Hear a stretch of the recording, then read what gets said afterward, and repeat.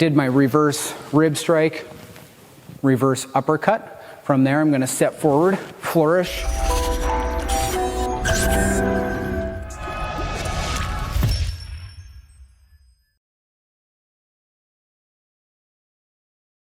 Okay. So I come across and I did my block. I'm going to spin around, reverse rib strike, 4-point, rib strike. So there's a whole burst of techniques right here on my opponent. So to me, when I'm coming around and I'm doing that rib strike and then another rib strike, it's maybe like I caught my opponent and then it's just a burst attack all in one sequence on my opponent. So when I'm going through that, it could just be looked as the first strike was maybe a stun, and then there's a whole bunch of burst shots to increase the damage. Okay, so I came back around. From here, I'm going to look towards you guys, and I'm going to come around. Okay, so when I do this technique, the tip of the bow, we could consider it possibly a block. So when I come across and I block, coming back, I'm prepared now. So what I'm going to do from here is my double 360.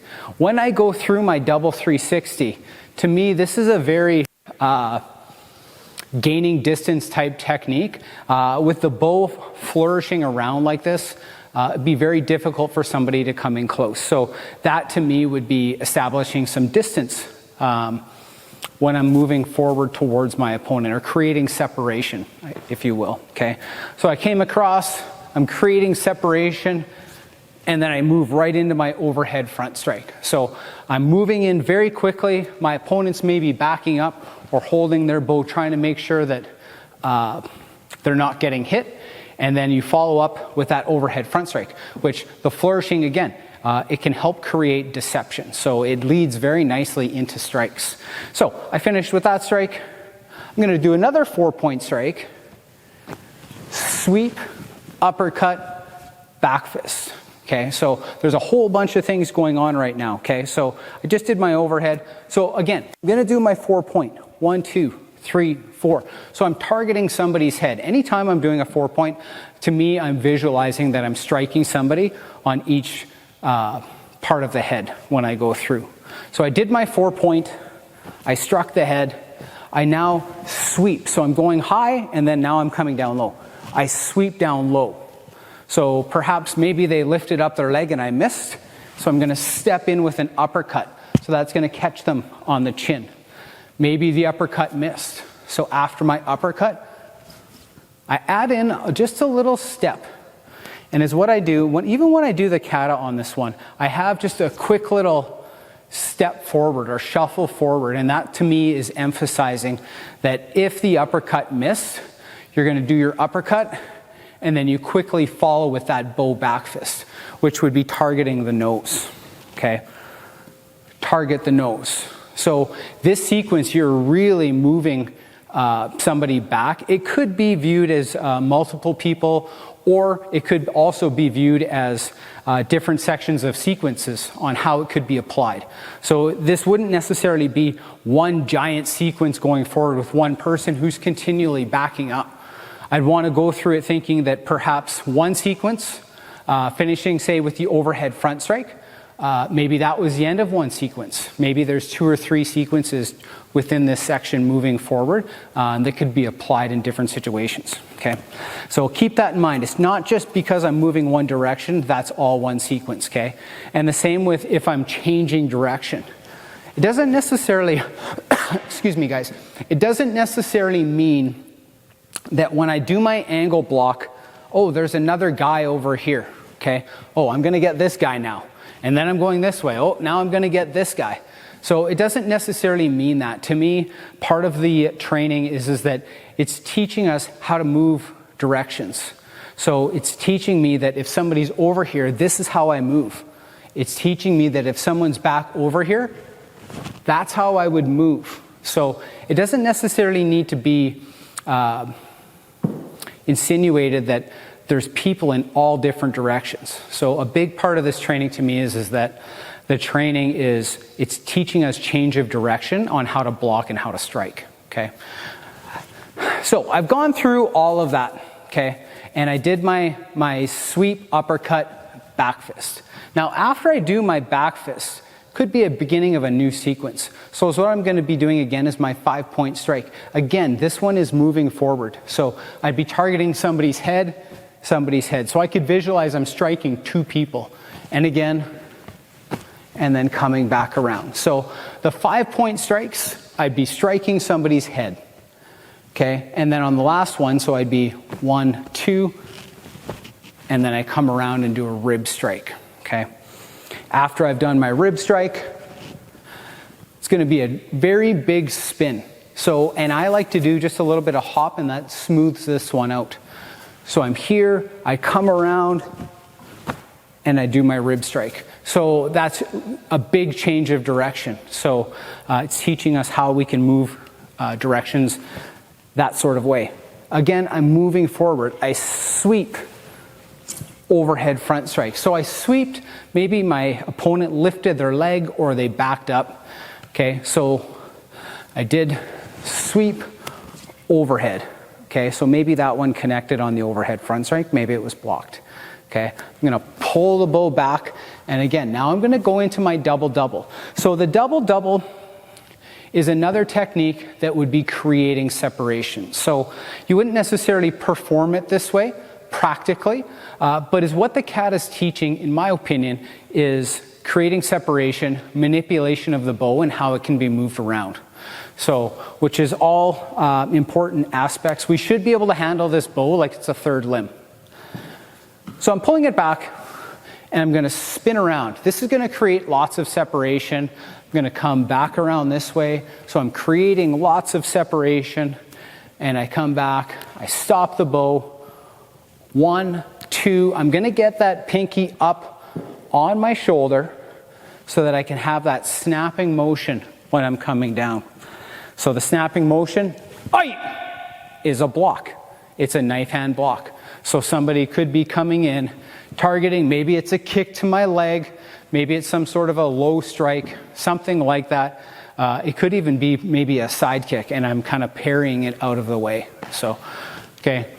I come back, I did my strike, my block, sorry. Come back, now I'm in my baseball bat stance. This piece is highly offensive. So I come through, swing. Maybe they backed up, because if you look at the reach on this one, guys, there's a lot of reach there. So to me, this would mean if you're swinging that bat at somebody, they'd back up. But one of the core principles of self-defense is back up, get back in. So you avoid the baseball bat, and then you're going to burst in after that swing has completed. But with this strike, I'm coming through and swinging, so there's all that separation. It's going to take that person quite a bit of time to come in, because they have to make sure that they're within a reasonably safe distance of the bow before they come in for that strike. I'm going to bring the bow up quickly and do an overhead front strike. So it's meant to be simultaneously when you're going through, so that if somebody was to dodge that strike and then burst in, you're following it immediately with an overhead front strike. Okay, so I went through, I did my swing, overhead front strike. Okay, so maybe that was blocked. Okay, and then is what I'm going to do. I'm going to move down into a folded knee strike. Obviously, I'm targeting the knee. Okay, from there, backing up, chin strike. Okay, so I've struck someone on the head. Now I'm going down low, and now I'm going back up high again. Poke. So I want to make sure that I'm advancing slightly as I poke. And to me, you could be targeting the neck or maybe the peltrum. Okay, right beneath the nose, somewhere in there. Anywhere on the face really is going to be a distractive target for this one. So I'd be moving in and poking. Okay, from there I come do my reverse rib strike. So let's go over that sequence one more time. Okay, so I'm in my baseball bat, coming around, and I swing. They get out of the way, but I'm following up with an overhead front strike. From there, maybe they blocked it, maybe I caught them. Knee strike, chin strike, poke. So to me, that's like one big bursting section. So that to me fits very nicely as one sequence. So when I go through that one, I'm coming through, I missed, I strike, I strike, I strike, I strike. So and the nice variation between that one, guys, is there's quite a bit of variation between the high and the low. So it's up, going back and forth, up and down. We're gonna finish off this kata real quick. Let's grab a quick water and then we're gonna get back at it. Okay guys, let's finish off this kata. So we just finished that section where we were moving through and there was lots of, I call it burst damage. I'm such a gaming nerd. Okay, so my burst damage. So I swung and missed, overhead front strike, knee strike, chin strike, poke, overhead front strike. So there's a huge massive flurry there where we're going with a mix of the heel of the bow and the tip. And the one part that I like on this part, guys, is I strike with the tip, I strike with the heel, heel, tip. So you can strike with the heel twice in a different way. So one's coming up and the other is moving in on a linear angle. And then of course you're dropping that overhead front strike. So you're really targeting somebody's head right in that section. And it feels quite good when it's done quickly for burst damage, okay? Okay, so we went through all that, okay? We just did our overhead front strike. From here, I'm just gonna back up so I have a little bit more room for you guys, okay? From there, I'm practicing now changing direction, okay? So it's not that there's 4 different guys around me, okay? There could be. I'm just gonna practice that transition into my reverse rib strike, cross stance uppercut. So I'm practicing moving across, hitting somebody in the rib, and doing my reverse uppercut, okay? So the rib strike, reverse uppercut, maybe you caught somebody in the ribs, they staggered back a little bit, you're gonna advance forward in that cross stance uppercut. It doesn't cover a ton of ground, but it does advance forward. So you would be advancing on your opponent in this section of the kata.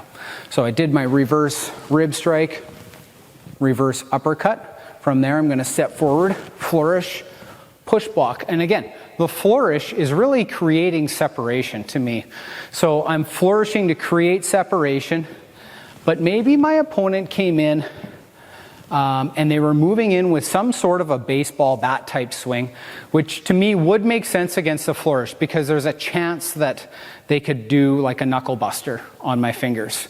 Or it could just be lucky timing where they happen to catch the bow when it's flourishing on the other side and they come in and they strike. So I'm coming across, maybe I notice now they're coming in with that strike and I'm gonna do a push block, okay? So that's kind of how I interpret that one. So I do my push block, overhead front strike, 4-point with a thrust. Aye! Now when I do those, there's a forward stance and a long forward stance. The long forward stance I'd say is about a half foot length longer, but we do want that separation so that it's emphasizing that we've moved forward on our opponent, okay? So I've gone through, done my flourish, push block, overhead, 4-point, aye! So I've gone through that whole sequence. Now what I'm gonna do is I'm gonna practice another crane block. I'm gonna practice it changing directions away from you guys.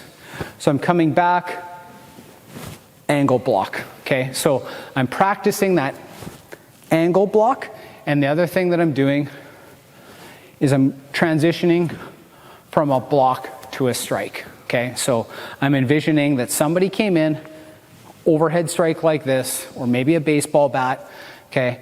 I've blocked it, I've moved it to the side, and now I'm gonna do an overhead front strike, okay? I'm gonna do another 5-point. So the 5-point, again, it's gonna be targeting the head, and I'm gonna be moving in one direction. So I wanna make sure I'm looking at my strikes, of course. So I did my overhead front strike, and now I'm gonna be advancing into that 5-point. So I'm targeting the head,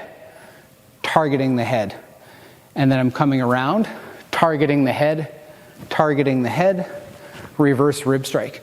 The interesting thing about this one when we're doing the 5-point, 2 strikes are to my open side this way, 2 strikes are to my open side this way. So it's giving us a nice variety of getting some variation into which sides we're doing the strikes with on this strike.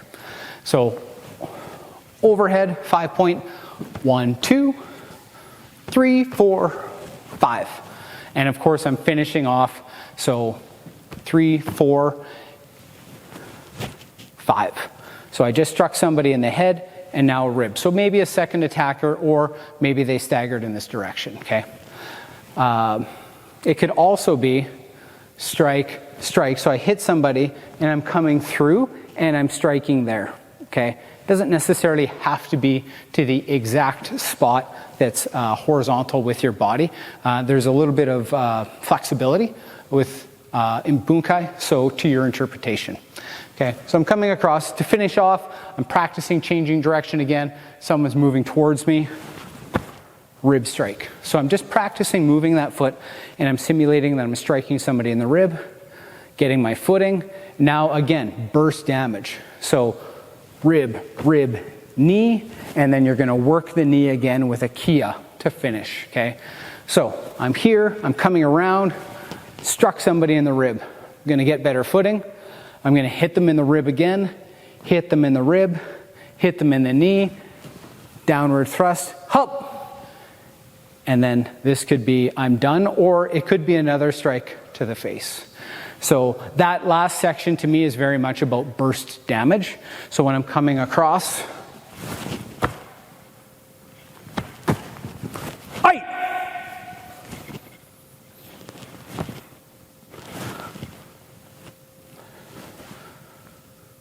and then back. So lots of interpretation there. I really like the aspect of the Bunkai. Hope you guys enjoyed my interpretation of green chevron Bunkai breakdown. Okay guys, it's time for students versus Sabumnim Nathan. We're gonna do a punching challenge today. Fun way to finish class. Let me know if you guys beat me in the high score. Now we're gonna be doing horse riding stance punches. So I'm gonna have my knees bent 30 degrees and I have that snap each time. So it's going to be alternating. So I'm going to go 1, 2, 3, 4, 5. So incorrect punches would look like this. Okay, they have to come all the way. Okay, so I'm going to do my best to make sure that I'm coming all the way back and not cheating. So let me know what your guys' high score is. I'd love to know if you could beat my high score. So we're going to go 30 seconds and I'm going to have my phone as the timer. If we could get a timer. Thank you. You guys ready to roll? Let's do it. Okay, I'm going to set this guy down here. We're going to get into our position. Ready, go.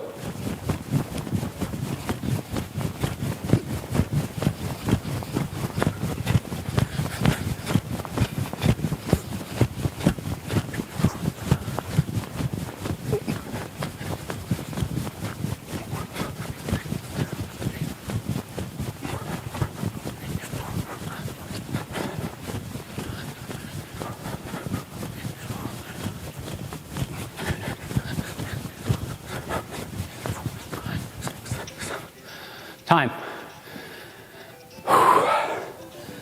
Okay, so I had 67 double punches. It was 134 punches, I think.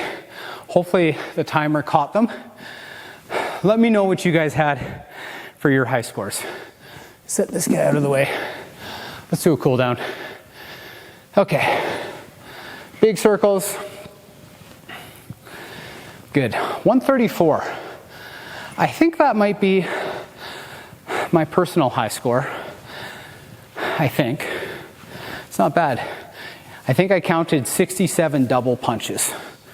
Not too shabby for an old guy. Okay, and then back the other way.